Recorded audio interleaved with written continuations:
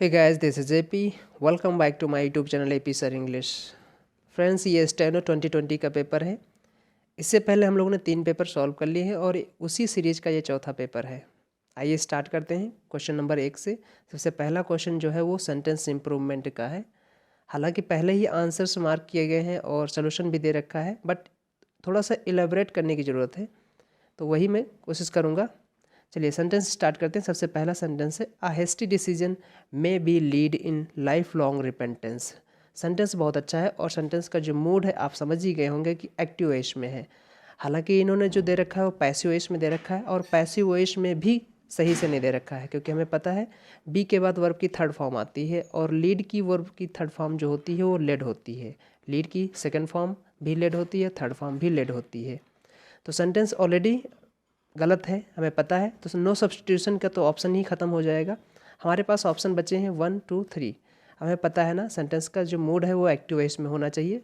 अ hasty decision active subject हो गया हमारा। तो इसके बाद जो वर्ब आएगी हेल्पिंग वर्ब में आ गई और मेन वर्ब लीड आ गई। तो ऑप्शन नंबर 1 इसीलिए सही है क्योंकि सेंटेंस का जो मूड है वो एक्टिव वॉइस में है।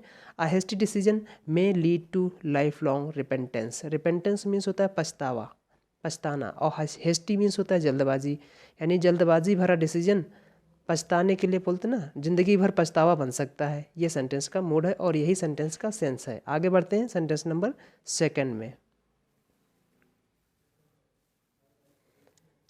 क्वेश्चन नंबर 2 कह रहा है कि select the correct passive form of the given sentence. Sentence का पैसिव फॉर्म में फाइंड करना है। Children leave all kinds of things in the school. Children subject हो गया, लीव मेन वर्ब हो गई। Leave what? All kinds of things. All kinds of things हमारा जो ऑब्जेक्ट हो गया, इसी को उठा लो। इन द स्कूल, ध्यान दीजिएगा, तो ऑल काइंड्स ऑफ थिंग्स हमारा किस में है? अच्छा, सेंटेंस जो हमारा दे रखा है एक्टिव वॉइस में वो प्रेजेंट इंडेफिनिट टेंस है। अब इसे हमें बनाना है पैसिव वॉइस में। तो all kinds of things are क्यों? क्योंकि ऑल काइंड्स ऑफ थिंग्स यानी काइंड्स ऑफ प्लूरल है, ध्यान दीजिएगा, तो प्लूरल वर्ब आएगी, आर आ जाएगा। All kinds of things are left, क्योंकि हमें पता है ना वर्ब की थर्ड फॉर्म आती है। लीव की थर्ड फॉर्म जो हो जाएगी second form, third form left होती है। तो all kinds of things are left in the school by children. Option number 1 is going to be your right answer. सही से दिया भी गया है आंसर यहाँ पर। आगे बढ़ते हैं क्वेश्चन नंबर 3। क्वेश्चन नंबर 3 कह रहा है select the correct passive form of the given sentence. Again हमारा सेंटेंस का एक्टिव पैसिव दिखाना है। अ fierce looking dog guarded the house. A fierce looking मतलब ना खूंखार लुकिंग, बहुत ही भयानक लुकिंग टाइप का। तो अ fierce looking dog guarded the house. Sentence का जो टेंस है वो पास्ट इंडेफिनिट टेंस है और पास्ट इंडेफिनिट टेंस की जो पैसिव वॉइस में जो वर्ब होती है, हेल्पिंग वर्ब होती है, वो वाज या वर्ब होती है सब्जेक्ट के अकॉर्डिंग। तो यहाँ पर लिखा है, अब हमें पता है ना जो एक्टिव वॉइस में जो हमारे ऑब्जेक्ट होते हैं पैसिव वॉइस में वो सब्जेक्ट बन जाते हैं। Subject is what we talk about. Subject वो होता है जिसके बारे में आप बात करते हो, ये बात ध्यान रखना। ऑप्शन नंबर 4 यहाँ पर सही है। उसका रीज़न यही है कि उन्होंने पैसिव दे रखा है और सारे ऑप्शन जो हैं वो, पहला ऑप्शन इज दे रखा है, सेकंड ऑप्शन हैज़ दे रखा है, third option is being they रखा है। आप सभी को पता होना चाहिए कि पास्ट इंडिफरेंट का जो पैसिव बनेगा वो वॉज वर्क के साथ बनेगा। ऑप्शन नंबर 4 में ही वॉज वर्क दे रखा है जो भी दे रखा है। The house was guarded by a fierce looking dog. Option number 4 is going to be right answer over here. Moving on next question number 4।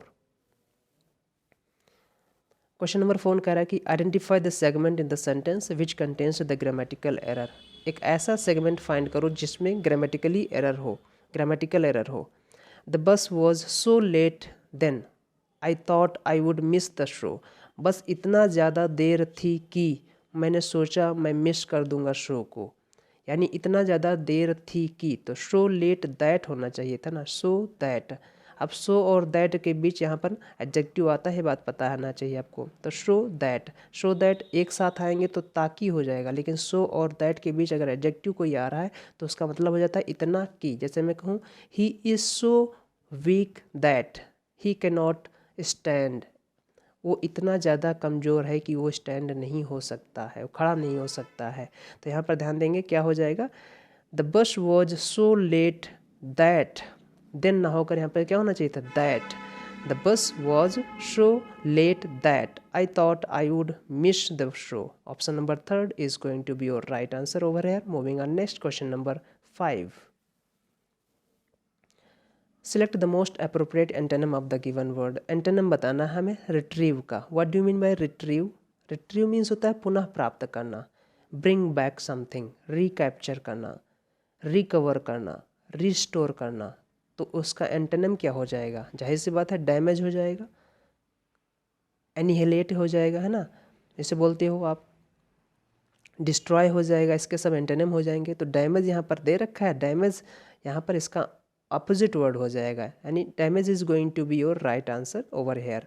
Restore इसका सिनोनिम हो सकता है। प्रोटेक्ट मीन्स होता है बचाना, असिस्ट मीन्स होता है सहायता देना, ऐड जैसे बोलते हो ना, AID ऐड करना, उसे बोलते हैं, तो सहायता देना हो जाएगा, हेल्प करना, इनकरेज करना, ये सब असिस्ट के सिनोनिम हो जाएंगे।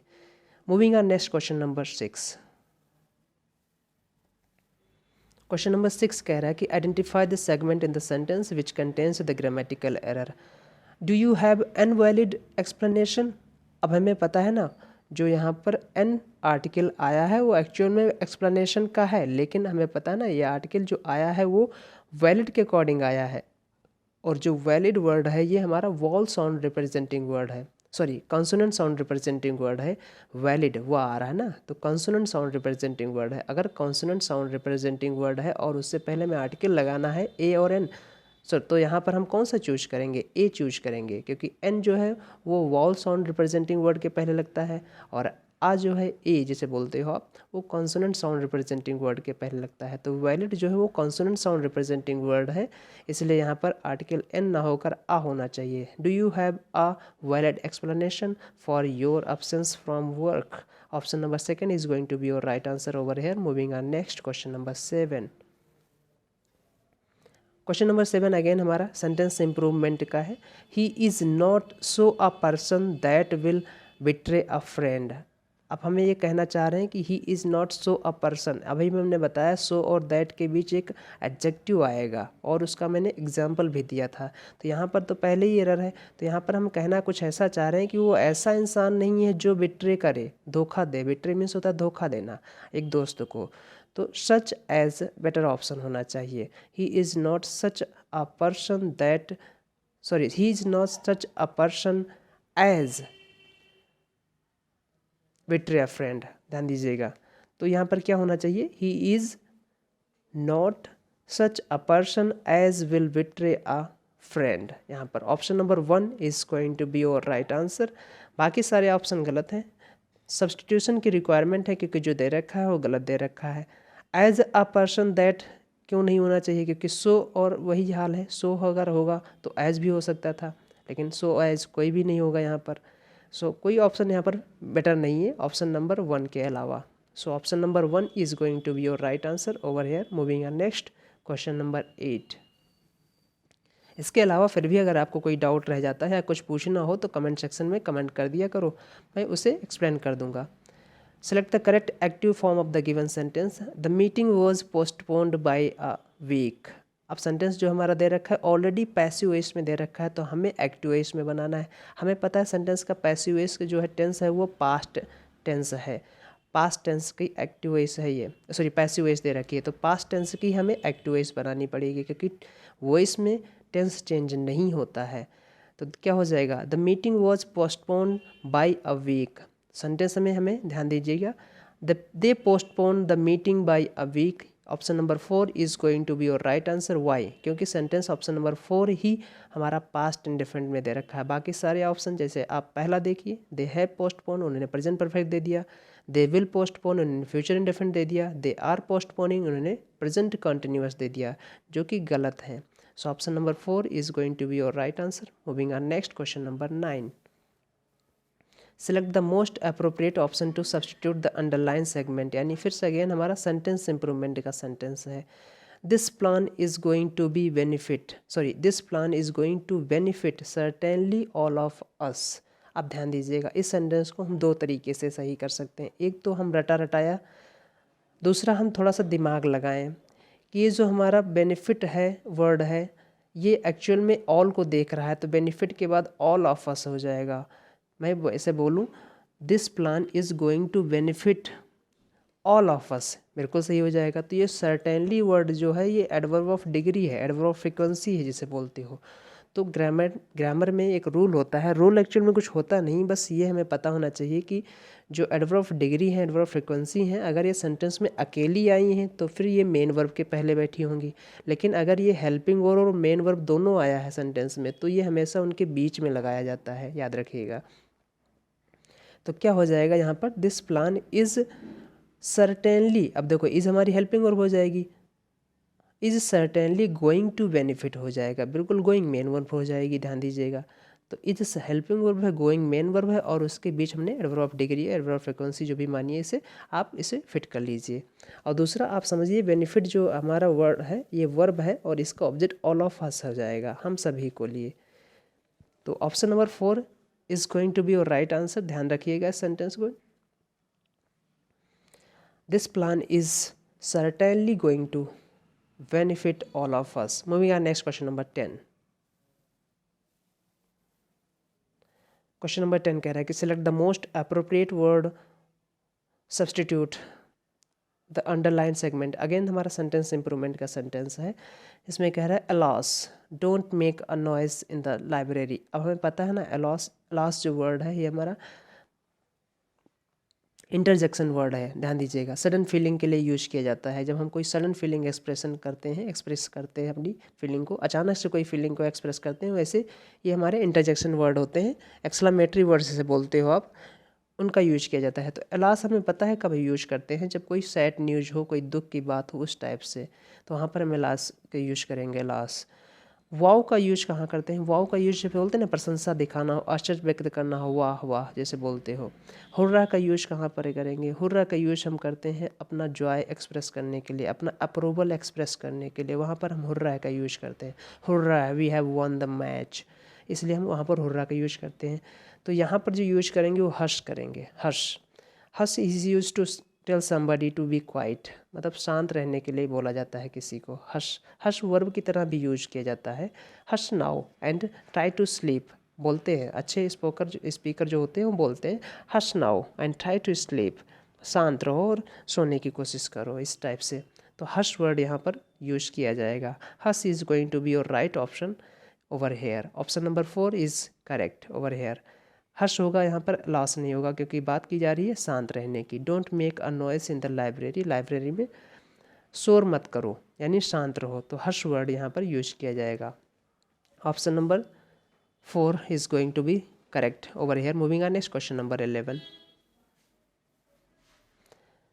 Select the most appropriate synonym of the given word. हमें सिनोनिम फाइंड करना है। Shudder, what do you mean by shudder? सबसे पहले हमें पता होना चाहिए कि शडर की मीनिंग क्या है। शडर मीन्स होता है कपकपी, थरथराना एकदम से, और भी डर से या भय से। जब डर से या भय से कपकपा जाते हो ना, थरथरा जाते हो, इससे उसे बोलते हैं शडर। सो शडर का हमें यहाँ पर क्या दिखाना है? बेसिकली सिनोनिम दिखाना है। शडर मीन्स क्या होता है? कपकपाना, थरथराना। साइकिल मीन्स क्या होता है? साइकिल मीन्स होती है बेड़ियाँ, बेड़ियाँ लग जाती हैं ना जंजीरें लोहे की, उसे बोलते हैं साइकिल। श्रग क्या होता है? बेसिकली श्रग का लिटरल मीनिंग कंधा होता है, कंधा उचकाना, बोलते नहीं श्रग कर रहा है, कंधा उचका रहा है। लेकिन इसके साथ एक वर्ड आता है श्रग द रिस्पॉन्सिबिलिटी, उसका मतलब हो जाता है जिम्मेदारियों से मुंह मोड़ लेना, पल्ला झाड़ लेना, उसे बोलते हैं shrug the responsibility. Note down कर लीजिएगा, कई बार पूछा गया है। शिवर मीन्स होता है कपकपाना, कांपना, उसे। तो shiver is going to be your best synonym over here shudder. Shimmer means क्या होता है? शिमर मीन्स होता है चमकना, दमकना, इस टाइप से। टिमटिमाना जिसे बोलते हो आप हिंदी में, टिमटिमाना, तो शिमर हो जाएगा। So option number 3 is going to be your right answer over here. Moving on, next question number 12। अगर आप शिवर के और सिनोनिम देखना चाहते हो तो आप पैलिपिटेट हाँ वर्ड लग सकता है। क्वेवर लग सकता है, आपने सुना होगा क्वेवर। क्वेवर की स्पेलिंग हो जाएगी QUAVER। एक होता है क्वीवर, QUIVER। शेक वर्ड आपने सुना होगा। क्वैक वर्ड आपने सुना होगा, क्वैक से बना है अर्थक्वैक। तो क्वैक वर्ड आपने सुना होगा, हिल जाना, थरथरा जाना, उसे बोलते हैं। So option number 3 is going to be your right answer over here. Moving on, next question number 12। Identify the segment in the sentence which contains the grammatical error. फिर से हमारा ग्रामेटिकल एरर फाइंड करना है। You need not tell to me what to do in such situation. आपको बताने की ज़रूरत नहीं कि ऐसे सिचुएशन में मैं क्या करूं, ये सेंटेंस है। तो टेल हमें पता है ना, डाई ट्रांसिटिव वर्ब है, यानी ट्रांसिटिव वर्ब है। ट्रांसिटिव वर्ब वो वर्ब होती हैं जो अपने बाद डायरेक्ट ऑब्जेक्ट लेती हैं, कोई प्रपोजिशन बीच में नहीं लेती हैं। कैसे पता चलेगा कोई वर्ब ट्रांसिटिव है या इंट्रांसिटिव है? तो वो वर्ब हमारी व्हाट या होम का रिक्वायरमेंट करने लगती है, यानी आंसर मांगने लगती है आपसे। जैसे मैं बोलूँ आई टेल, तो मैंने बताया, तो क्या बताया? I tell you a story, मैंने एक स्टोरी आपको बताई। ध्यान दीजिएगा इस टाइप से। तो ये टेल जो है हमारी डाई ट्रांसिटिव वर्ब है। डाई ट्रांसिटिव वर्ब कहने का मतलब है कि ये वर्ब ऐसी वर्ब है जो दो ऑब्जेक्ट लेगी, एक इसमें डायरेक्ट ऑब्जेक्ट होगा, एक इनडायरेक्ट ऑब्जेक्ट होगा। ये सब थोड़ा सा लंबा एक्सप्लेनेशन हो जाएगा, फिलहाल आप समझिए टेल एक ट्रांसिटिव वर्ब है। ट्रांसिटिव वर्ब वो वर्ब होती है जो डायरेक्ट अपने बाद ऑब्जेक्ट लेती है। टू प्रपोजिशन, यानी प्रपोजिशन कोई भी नहीं लेगी, तो टू को यहाँ पर रिमूव करना पड़ेगा आपको। You need not tell me हो जाएगा। अच्छा, नीड नॉट के बाद टू टेल मत लगाइएगा, क्यों? क्योंकि नीड नॉट यहाँ पर मोडाल है, मोडाल के बाद डायरेक्ट मेन वर्ब आती है, याद रखिएगा। You need not tell me, tell to me नहीं होगा, you need not tell me हो जाएगा। What to do in such a situation, option number 4 is going to be your right answer. अगर आप यहाँ पर थोड़ा सा और एलिब्रेट करना चाहूँ मैं, तो मैं आपको बता सकता हूँ कि यहाँ पर टेल का जो एक ऑब्जेक्ट है मी है और दूसरा object what to do in such a situation हो जाएगा। जो मी ऑब्जेक्ट है ये हमारा इनडायरेक्ट ऑब्जेक्ट है, और what to do in such a situation ये हमारा डायरेक्ट ऑब्जेक्ट हो जाएगा। डायरेक्ट ऑब्जेक्ट वो ऑब्जेक्ट होते हैं जो व्हाट का आंसर देते हैं, इनडायरेक्ट ऑब्जेक्ट वो ऑब्जेक्ट होते हैं जो होम का आंसर देते हैं। बुक के अकॉर्डिंग डायरेक्ट ऑब्जेक्ट वो ऑब्जेक्ट होते हैं जो नॉन लिविंग को रिप्रेजेंट करते हैं, और जो हमारे इनडायरेक्ट ऑब्जेक्ट होते हैं वो लिविंग को रिप्रेजेंट करते हैं। आप कैसे भी समझ सकते हैं, आपकी मर्जी। आगे बढ़ते हैं, question number 13। Identify the segment in the sentence which contains the grammatical error. Again हमारा ग्रामेटिकल एरर सेंटेंस कह रहा है opening the door of the cage means free for the bird. Sentence बहुत अच्छा है। Opening the door of the cage, पिंजड़े का जो डोर है, दरवाज़ा है, उसको खोलना मतलब क्या है? मतलब उसका यही बनता है कि फ्री फॉर द बर्ड ना होकर यहाँ पर क्या होना चाहिए? यहाँ पर फ्रीडम फॉर द बर्ड हो जाना चाहिए। फ्री को फ्रीडम बनाना पड़ेगा, यहाँ पर अब्स्ट्रैक्ट नाउन देना पड़ेगा। फ्री से बना फ्रीडम, अब्स्ट्रैक्ट नाउन है ना। अब्स्ट्रैक्ट नाउन जो होते हैं वो इंटेंजिबल होते हैं, उन्हें आप टच नहीं कर सकते हो, सिर्फ महसूस कर सकते हो। सो आपको यहाँ पर आंसर क्या देना पड़ेगा? फ्री करना होकर फ्रीडम करना पड़ेगा। Opening the door of the cage means मतलब यही होता है कि फ्रीडम फॉर द बर्ड, चिड़िया के लिए स्वतंत्रता। कितना अच्छा सेंटेंस है, मीनिंगफुल सेंटेंस है। So option number 4 is going to be your right answer. Means free ना होकर मीन्स फ्रीडम हो जाएगा। Moving on next, question number 14। उम्मीद है आपको समझ में आ रहा होगा। आगे बढ़ते हैं। Select the correct passive form of the given sentence. She has designed some beautiful dresses. She has designed, present perfect tense का एक्टिव वॉइस सेंटेंस है। She subject, has helping verb, designed main verb. Designed what? Some beautiful dresses. उठा लो सम beautiful dresses. अब सम beautiful dresses जो है वो हमारा subject जो है प्लूरल फॉर्म में आ गया, क्योंकि ड्रेसेज मेन वर्ड है। तो अब हमारा प्लूरल आ गया तो वर्ब भी प्लूरल आ जाएगी। हमें पता है जो प्रेजेंट परफेक्ट की हेल्पिंग वर्ब होती है वो हैज़ हैव के साथ बिन लगता है, हमें पता है ना इस चीज़ को। तो some beautiful dresses have been designed by her, option number first is going to be your right answer. Moving on next. अच्छा, बाकी ऑप्शन देख लीजिए, क्योंकि वर्ब दे रखा है सेकंड में गलत है। हैज़ बीन डिजाइन दे रखा है, इन्होंने चेंज ही नहीं किया, क्योंकि सब्जेक्ट यहाँ पर ड्रेसेज है तो होना चाहिए था have been. Are being fourth में दे रखा है, जो कि सरासर गलत है, क्योंकि सेंटेंस इन्होंने प्रेजेंट कंटिन्यूस बना दिया है। आगे बढ़ते हैं, क्वेश्चन नंबर 15 देखते हैं। Select the correct indirect form of the given sentence. Maria said to me, Maria ने मुझसे कहा, आर यू अ लॉयर, क्या तुम एक लॉयर हो? अब क्या हो जाएगा? मारिया आस्क्ड मी। हमें पता है ना सेंटेंस का जो हमारा नरेशन है, इसमें आर यू लायर जो वर्ड है, ये स्टेटमेंट है, ये हमारा इंट्रोगेटिव फॉर्म में दे रखा है और हेल्पिंग वर्ब से स्टार्ट हुआ है। तो हमें पता है ना जो हेल्पिंग वर्ब से स्टार्ट होते हैं वो इफ़ या वेदर से बनते हैं नरेशन में। तो Maria asked me if I was a liar. Are you a liar को ये इंट्रोगेटिव फॉर्म में है, इसे हम चेंज करेंगे असर्टिव फॉर्म में, तो क्या बन जाएगा? You are a liar. और यू आर लायर को आप चेंज कर दोगे, यू को मी के अकॉर्डिंग चेंज करोगे तो आई हो जाएगा। आई वॉज लेता है, बात सही हो जाएगा। सेंटेंस प्रेजेंट इंडिफरेंट टेंस में नरेशन में दे रखा है, डायरेक्ट में, और इनडायरेक्ट में हमें किस में करना पड़ेगा? पास्ट इंडिफरेंट में करना पड़ेगा। सो समझ गए होगे, अब ऑप्शन नंबर 4 सही हो जाएगा यहाँ पर। Option number 4 is going to be your right answer. और कोई ऑप्शन सही नहीं है, इसलिए चर्चा करने की जरूरत नहीं है। आगे बढ़ते हैं, क्वेश्चन नंबर 16 देखते हैं। Select the correct passive form of the given sentence. The government will soon announce, future indefinite tense का पैसिव है, इसे विल सून अनाउंस का हो जाएगा विल सून बी अनाउंस्ड। अब देख लीजिए किस में है। पहले में दे रखा आर है, गलत है। फिर इसमें सेकंड में ठीक है।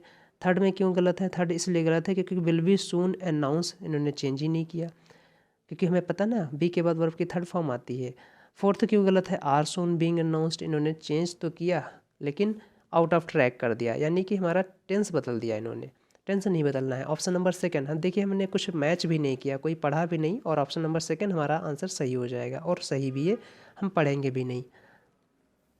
ऑप्शन नंबर सेकंड जो है वो सही हो जाएगा। इसका थोड़ा सा छोटा कर देता हूँ इसे, अब सही है।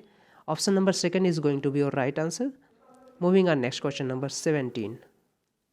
Identify the segment in the sentence which contains the grammatical error. I have acquire a feeling of self confidence and courage. अब हमें पता है ना, हैव के बाद वर्ब की थर्ड फॉर्म आती है, एक्वायर की थर्ड फॉर्म एक्वायर्ड होना चाहिए ना। I have acquired a feeling of self confidence and करेज। आप सभी को समझ में आ गया होगा। आगे बढ़ते हैं, कुछ ज़्यादा इसमें एलेबोरेट करने की जरूरत नहीं है, क्योंकि हमें पता ना हैज़ हैव के बाद वर्ब की थर्ड फॉर्म आती है। Moving on next question number 18। Select the correct direct form of the given sentence. He regretted, regretted मतलब क्या होता है? रिग्रेटेड मतलब होता है पछतावा, पछताया, उसने पछताया। He regretted that he had been very careless, वो बहुत ही केयरलेस रहा, इसके लिए वो पछताया। He said alas how careless have I been, यही हमारा ऑप्शन हो जाएगा। Option number 4 is going to be your right answer. क्यों? क्योंकि यहाँ पर हैड बीन दे रखा है, वेरी ऑलरेडी हैड बीन दे रखा है, तो यहाँ पर और बाकी ऑप्शन में हैड बीन नहीं है। How careless I have been, ये हमारा सेंटेंस नहीं होगा थर्ड वाला। फोर्थ में तो ऑप्शन नहीं है। सेकंड पहला भी हमारा कोई ऑप्शन या कोई आंसर या कोई सेंस नहीं दे रहा है। So option number 4 is going to be your right answer. देखिए ये जो हमारे नरेशन के सेंटेंस होते हैं ये सेंस बेस पे होते हैं, याद रखिएगा इनको। बहुत ज़्यादा इनको एलेबोरेट कैसे किया जाएगा, या तो कर सकते हैं जब आप हमारे सामने बैठे हों और मैं बोर्ड पे खड़ा हूँ, तब तो कर सकता हूँ। ऐसे यहाँ पर मैं लिख के नहीं समझा पा रहा हूँ, इसके लिए सॉरी। उम्मीद है आपको समझ में आ रहा होगा। अगर कोई डाउट है तो फिर आप बता दीजिएगा कमेंट में, कमेंट सेक्शन में लिख दीजिएगा जो भी आपके डाउट्स है, मैं उसे कोशिश करूँगा क्लियर करने की। आगे बढ़ते हैं क्वेश्चन नंबर 19 में। Identify the segment in the sentence which contains the grammatical error. Several stone pillars, बहुत सारे स्टोन पिलर्स ध्यान दीजिएगा, वर इरेक्टेड, खड़े किए गए थे, by the reign of Ashoka. By the reign of Ashoka नहीं हो जाना चाहिए, यहाँ पर होना चाहिए during the reign of Ashoka, Ashoka के शासनकाल के दौरान। बहुत सारे सेवरल, बहुत सारे है ना स्टोन पिलर्स खड़े किए गए थे, तो अशोका के शासनकाल के दौरान ऐसा किया गया था, या फिर अशोका के शासनकाल में किया गया होगा, या अशोक नहीं बोलते ना सम्राट अशोक, तो अशोक के शासनकाल में ऐसा हुआ होगा, या अशोक के शासनकाल के दौरान ऐसा हुआ होगा। तो मेरे हिसाब से यहाँ पर ड्यूरिंग ज़्यादा अच्छा होगा। Several stone pillars were erected during the reign of Ashoka. Option number 3 is going to be your right answer. यहाँ पर बाई प्रपोजिशन ना होकर यहाँ पर ड्यूरिंग होना चाहिए था। Moving on next question number 20। आगे बढ़ते हैं। अच्छा बाकी ऑप्शन सही क्यों है देख लीजिए। सेवरल दे रखा है, हमें पता ना सेवरल जो है एक ऐसा डिटरमिनर जो अपने बाद काउंटेबल नाउन लेगा और प्लूरल लेगा। तो सेवरल पिलर्स आ गया। पिलर्स का पहले जो वर्ड बैठा है स्टोन, ये हमारा एडजेक्टिव फॉर्म में डिस्क्राइब कर रहा है पिलर्स को। कैसे पिलर्स? स्टोन फॉर्म में है, तो एडजेक्टिव फॉर्म बन जाएगा। अच्छा सेवरल पिलर्स के बाद जो वर्ब आई है ये पिलर्स प्लूरल है, इसलिए वर आ गई। इरेक्टेड हमारे वर्ब की थर्ड फॉर्म है, पैसिव वॉइस में बना है, सही है। तो यहाँ पर during the reign of Ashoka यही एरर थी, तो by the reign of Ashoka ना होकर during the reign of Ashoka हो जाएगा, यानी अशोक के शासनकाल के दौरान ऐसा हुआ। Option number 3 is going to be your right answer. Moving on next question number 20। Select the correct indirect form of the given sentence. The manager said my secretary has resigned. Manager ने कहा मेरा secretary resign कर दिया है। मेरा secretary has resign यानी माई secretary has resign, ये sentence का जो टेंस है वो प्रेजेंट परफेक्ट टेंस है। प्रेजेंट परफेक्ट टेंस की जो हेल्पिंग वर्ब होती है हैज़ हैव के साथ वर्ब की थर्ड फॉर्म, बीन के साथ वर्ब की थर्ड फॉर्म। सॉरी ये हमारा नरेशन है, हम एक्टिव वॉइस में बता रहे हैं आपको, एक्टिव पैसिव वॉइस का बताने लगे। ये नरेशन है, नरेशन जो चेंज होगा प्रेजेंट परफेक्ट वो पास्ट परफेक्ट में चेंज हो जाएगा बेहद आसान तरीके से। देख लीजिए option. The manager said that my secretary had resigned, option number गलत इन्होंने इसलिए किया क्योंकि माई को इन्होंने चेंज ही नहीं किया। माई चेंज होगा मैनेजर के अकॉर्डिंग, तो हिज होना चाहिए। ऑप्शन नंबर 1 इसीलिए गलत हो गया। Option number 2, the manager said that his secretary has resign, उन्होंने टेंस नहीं चेंज किया, और प्रोनाउन तो चेंज कर लिया लेकिन टेंस नहीं चेंज किया। थर्ड ऑप्शन में the manager said that his secretary resign, इन्होंने पास्ट इन्फिनिट बना दिया है जो कि गलत है। Option number 4, the manager said that his secretary had resign, यहाँ पर सब कुछ सही है, इसलिए option number 4 is going to be your right answer. My change होगा मैनेजर के अकॉर्डिंग, हिज हो जाएगा। हैज चेंज होगा पास्ट परफेक्ट में, तो हैड हो जाएगा। आगे बढ़ते हैं, क्वेश्चन नंबर 21 देखते हैं। 21 कह रहा है select the most appropriate meaning of the underlined idiom. Idiom बताना है। Raman is good at mathematics, एक बेहद अच्छा प्रोवर्ब यहाँ पर यूज किया गया है। Somebody is good eight something होता है, याद रखिए, गुड और बैड एट समथिंग होता है। You are good at mathematics, you are bad at mathematics. I am good at English, I am bad at mathematics, ऐसे बोल सकते हैं ना, ध्यान दीजिएगा। Raman is good at mathematics, in mathematics मत बोलिएगा, याद रखिएगा, कई बार एरर आ जाती है इस बेस पे। Raman is good at mathematics but geography is his Achilles heels, इसे कुछ लोग एक्लीज हील बोलते हैं, Achilles heel. Achilles heels means होता है ना टेढ़ी खीर, मेरे लिए तो ये तो टेढ़ी खीर है, मतलब बहुत ही मुश्किल भरा है। उसे क्या बोलेंगे, मेरा वीक पॉइंट है, कमज़ोर बिंदु है मेरा। तो एक्लीज हील्स मीन्स होता है किसी पर्सन के व्यक्तित्व का कमज़ोर पहलू, इतने मेरा ये कमज़ोर पहलू है, उसे बोलते हैं Achilles heel. So option number 4 is going to be your right answer. Achilles heels means होता है वीकनेस, कमज़ोर बिंदु, कमज़ोर पहलू। So option number 4 is going to be your right answer. Moving on next question number 22। 22 कह रहा है select the correct active form of the given sentence. Where have those important documents been hidden by you. Sentence का जो tense है वो present perfect tense है, और present perfect tense का पैसिव वॉइस दे रखा है, हमें बनाना है एक्टिव वॉइस, तो टेंस तो चेंज नहीं होगा एक्टिव वॉइस में, तो क्या हो जाएगा option number 1, where have you hidden those important documents. Option number 1 is going to be your right answer. Why, इसका रीज़न यही है कि यहाँ पर प्रेजेंट परफेक्ट में दे रखा है, बाकी सारे ऑप्शन सेकंड ऑप्शन उसमें दे रखा है प्रेजेंट इंडेफिनिट में, थर्ड ऑप्शन पास्ट इंडेफिनिट में दे रखा है, फोर्थ ऑप्शन प्रेजेंट कंटिन्यूस में दे रखा है, जो कि गलत है। So option number 1 is going to be your right answer over here. Moving on next question number 23। Select the most appropriate option to fill in the blank. Fill in the blank option fill करना है। The travel agency has sent, the travel agency, travel agency subject हो गया हमारा पूरा। Has agency चूँकि singular है इसलिए has हो जाएगा, और हैज़ हैव के बाद वर्ब की थर्ड फॉर्म आती है। सेंड सेंट सेंट होती है, थर्ड फॉर्म भी लगी है। Sent what, the hotel reservation details, hotel reservation detail भेजा, किसके लिए भेजा, फॉर डैश हॉलीडे। अब हमें पता है ना फॉर प्रपोजिशन है, इसके बाद एक ऑब्जेक्ट आता है, और ऑब्जेक्ट जो होते हैं कोई नाउन या प्रोनाउन होते हैं। अब हम ऑप्शन पे खेलते हैं, अगर हमें हॉलीडे ना रखा होता तो हम यहाँ पर अस लगा देते, सही हो जाता, लेकिन हमें हॉलीडे को भी कनेक्ट करना है, तो हॉलीडे हमारा मेन वर्ड हो जाएगा, और इसके पहले हमें कोई, अब हमें पता ना हॉलीडे नाउन है तो इसके लिए कोई एडजेक्टिव फॉर्म ही यहाँ पर आएगा, तो पजेसिव एडजेक्टिव यहाँ पर are is going to be your right answer. Option number 2 में दे रखा है आर, हॉलीडे। बहुत ही आसान है, कोई ज़्यादा इस पर एलेबोरेट करने की कोशिश ज़रूरत नहीं है। आगे बढ़ते हैं, क्वेश्चन नंबर 24 देखते हैं। Select the most appropriate option to fill in the blank again. The aircraft made a smooth landing on the runway, तो बेहद आसान है। The aircraft made a smooth landing on the runway, ये सभी लोग कर लिए होंगे, इस पर कोई ज़्यादा चर्चा करने की जरूरत नहीं होती। आगे बढ़ते हैं। ये हमारा जम्बल्ड का है, जम्बल्ड देखते हैं। सेंटेंस कह रहा है I learn to push Lily's wheel chair, ठीक है। ये सेंटेंस ध्यान दीजिए कि जंबल के कुछ ट्रिक्स भी होते हैं, कुछ कॉन्सेप्ट्स भी होते हैं, वो मैं बताया हूँ और कई बार इससे पहले वाले वीडियो में भी बता चुका हूँ, आप उनको देख लीजिए। मैं वहाँ पर कुछ एलेबोरेट किया हूँ और कुछ ट्रिक्स भी बताई हैं कि ऐसे ऐसे आप करो तो जल्दी हो जाएगा एग्जाम में। तो यहाँ पर जो ऑप्शन हो जाएगा वो सबसे पहला सेंटेंस हमारा हो जाएगा ए हो जाएगा। मैंने बताया था ना स्टैंड अलोन आपको सेंटेंस ढूंढना पड़ेगा, एक ऐसा स्टेटमेंट जो उससे पहले ना जिक्र किया गया हो, उसके बाद ही सारे जिक्र किए गए हों, तो वो सेंटेंस हमारा स्टैंड अलोन सेंटेंस कहा जाता है।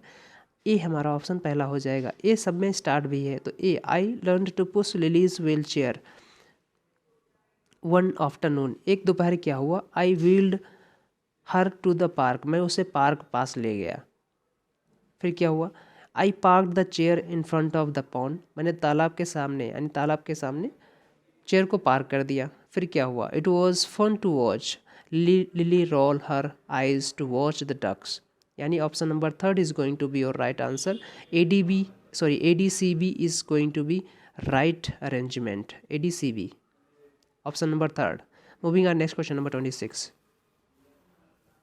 Select the correct direct form of the given sentence. Direct form हमें बताना है।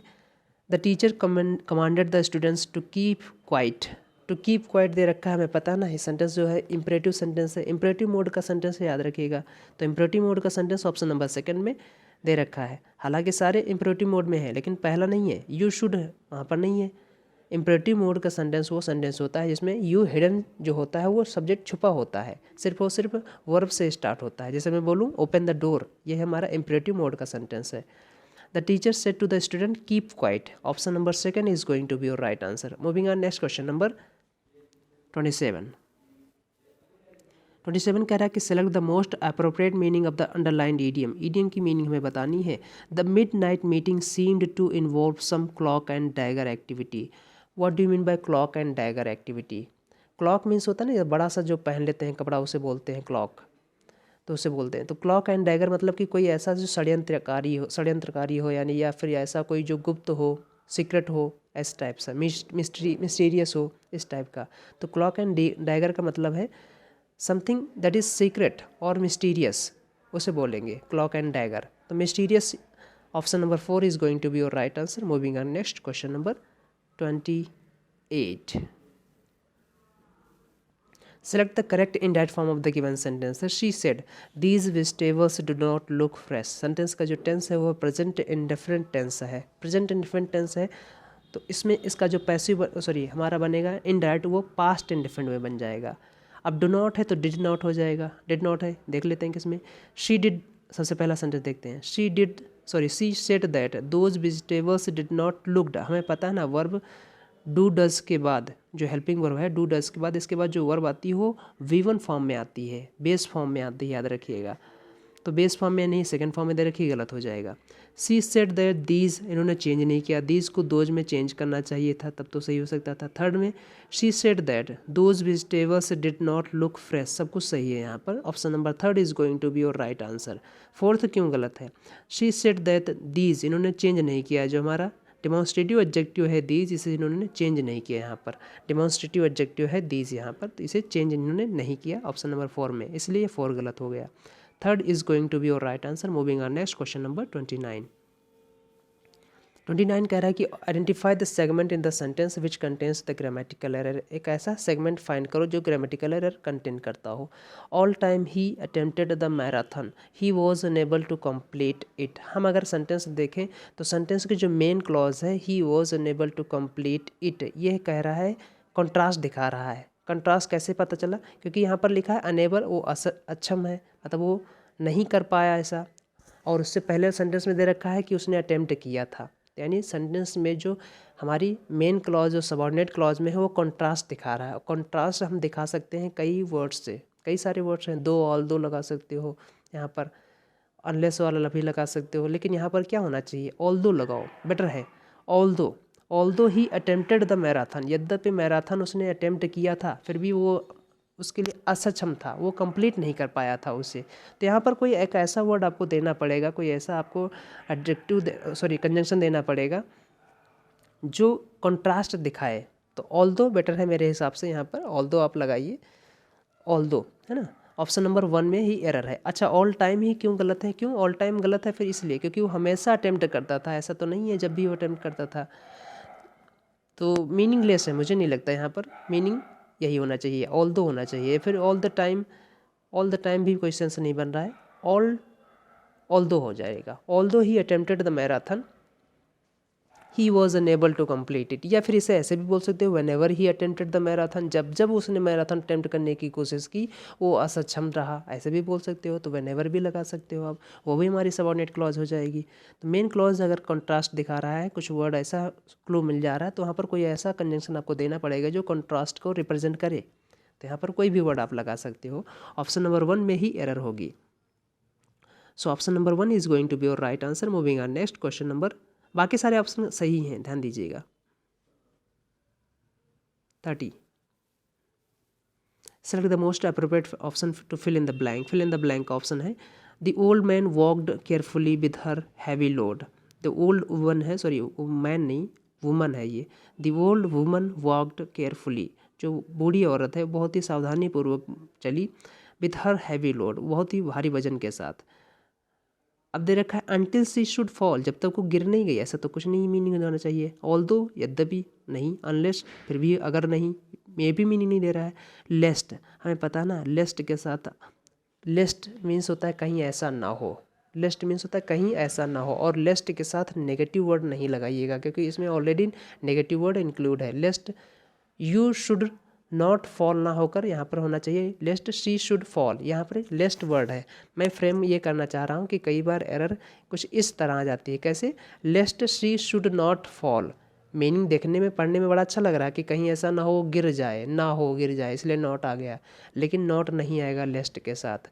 कैसा होना चाहिए, जैसा यहाँ पर सही दे रखा है, the old woman walked carefully with her heavy load lest, lest means कहीं ऐसा ना हो, लेस्ट शी शुड फॉल 100% सही हो जाएगा, है ना। लेस्ट शी शुड फॉल, कहीं ऐसा ना हो गिर जाए, वो इसने इतना सावधानी पूर्वक वो चल रही थी या चलती थी विथ हैवी लोड के साथ कि कहीं ऐसा ना हो कि वो गिर जाए, तो लेस्ट हो जाएगा। Option number 4 is going to be your right answer. Moving on next question number 31। The soldiers, select the correct passive form, हमें पैसिव फॉर्म सेलेक्ट करना है। The soldiers are digging a deep trench, soldiers हमारा subject हो गया, are helping verb, digging main verb, digging what, a deep trench. A deep trench हमारा object है active voice का, तो पैसिव वॉइस का सब्जेक्ट बन जाएगा। अ डीप ट्रेंच, सॉरी अ डीप ट्रेंच उठा लो। अब अ डीप ट्रेंच हमारा सिंगुलर है तो यहाँ पर होना चाहिए क्या, इज। अब इज बीइंग डग, डिग डग डग होता है, याद रखिएगा। A deep trench is being dug by the soldiers, option number 1 is going to be your right answer. Moving, अच्छा बाकी ऑप्शन गलत क्यों है, a deep trench is dug, इन्होंने चेंज ही नहीं किया क्योंकि प्रेजेंट कंटिन्यूस में है तो प्रेजेंट कंटिन्यूस में ही रहेगा। A deep trench was being dug, इन्होंने पास्ट कंटिन्यूस बना दिया, गलत हो गया, टेंस चेंज नहीं होता है वो इसमें। अ डीप ट्रेंच इज डगिंग, इन्होंने कंटिन्यूस फॉर्म बना दिया है, गलत है, इन्होंने पैसिव बनाना था, पैसिव में कंटिन्यूस बनाना था। अब आगे बढ़ते हैं, क्वेश्चन नंबर 32 देखते हैं। Select the most appropriate option to fill in the blank. This tree no longer bears any fruit, बिल्कुल नो लॉन्गर दे रखा है, नेगेटिव वर्ड दे रखा है, एनी जो होगा इसके साथ फ्रूट वहाँ पर आएगा। अच्छा बाकी सम क्यों नहीं, फ्रूट क्यों नहीं, सम फ्रूट पॉजिटिव के लिए यूज किया जाता है। मेनी नहीं होगा क्योंकि मेनी एक ऐसा डिटर्मिनर है जो अपने बाद काउंटेबल नाउन लेता है और हमेशा प्लूरल इसके बाद आते हैं नाउन। फ्यू भी अपने बाद हमेशा काउंटेबल नाउन लेता है और प्लूरल नाउन लेता है, तो ये दो वर्ड नहीं होंगे। सम पॉजिटिव में यूज किया जाता है, नहीं होगा, एनी यहाँ पर यूज किया जाएगा। This tree no longer bears any fruit. आगे बढ़ते हैं, क्वेश्चन नंबर 33 देखते हैं। Select the correct indirect form of the given sentence. The captain announced the aircraft will take off soon. Sentence ध्यान दीजिएगा, फ्यूचर इंडेफिनिट टेंस है, अगर हमें बनाना है इसका नरेशन, फ्यूचर इंडेफिनिट टेंस ध्यान रखिएगा। और विल का वुड हो जाता है, हमें पता है ना। The captain announce that the aircraft would take off soon, will का वुड हो जाएगा, ध्यान दीजिएगा।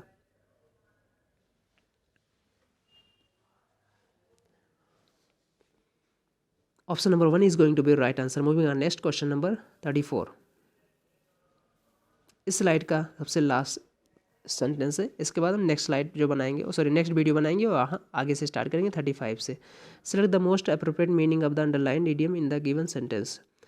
इडियम बताना है, chicken feed, what do you mean bye chicken feed. Chicken feed मतलब ना मुर्गी का दाना, मुर्गी का दाना कितना आता है, बहुत ही कम होता है, छोटा होता है, थोड़ा सा डाल दो मुर्गी का दाना, उसे बोलते हैं chicken feed. My uncle loves his job even if they pay him chicken feed, यानी बहुत ही थोड़ा सा, नाम मात्र का जिसे बोलते हो, very little amount, very little money, उसे बोलते हैं chicken feed. A very little amount, a small sum of money, कुछ भी बोल सकते हो चिकन फीड का। एक वर्ड होता है चिकन हार्टेड, इडियम आती है, कई बार पूछी गई है, चिकन हार्टेड। चिकन हार्टेड मतलब बहुत ही टिमिड, कावर्ड, बहुत ही कायर पर्सन, बहुत ही कायर डरपोक इंसान, उसे बोलते हैं चिकन हार्टेड। सो आज यहाँ तक रखते हैं, अगला जो हम बनाएंगे, अगली जो वीडियो होगा वो 35 से स्टार्ट करेंगे। तो पढ़ते रहिए, पुराने जो वीडियोज़ हैं उनको भी देखते रहिए, रिवीजन टाइम टू टाइम करते रहिए। नोट अगर आप बना रहे हैं तो बिल्कुल आप नोट्स बना लीजिए। और जो इम्पॉर्टेंट वर्ड आपको लगे उसे नोट डाउन कर लीजिए। सारे नोट मत करिएगा, क्योंकि सारे नोट करोगे तो फिर कॉपी बहुत जल्दी फिल हो जाएगी और बहुत ज़्यादा बर्डन हो जाएगा। जो आपको नहीं आ रहा है या फिर आपको लग रहा है कि ये इंपॉर्टेंट हो सकता है हमारे लिए, उसको नोट डाउन करिए। तो मिलते हैं नेक्स्ट वीडियो में, तब तक अपना ख्याल रखिए। बाय बाय दोस्तों, जय हिंद दोस्तों।